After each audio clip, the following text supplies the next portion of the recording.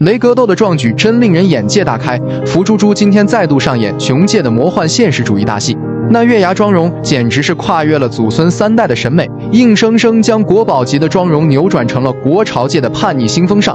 饲养员奶爸们恐怕是彻夜未眠，翻遍了熊猫美容秘籍也束手无策。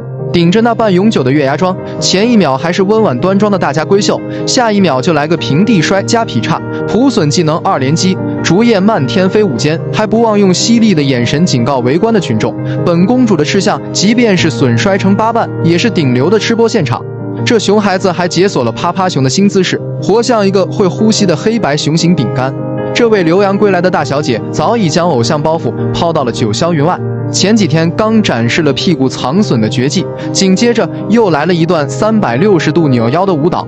要说福猪猪回国后的日子，若是韩国的江爷爷目睹此景，怕是要立马订机票前来取经。这还是那个曾经优雅的福公主吗？国宝妆直接被福猪猪化成了国潮叛逆。但不管怎么变，她都是我们独一无二的中国国宝。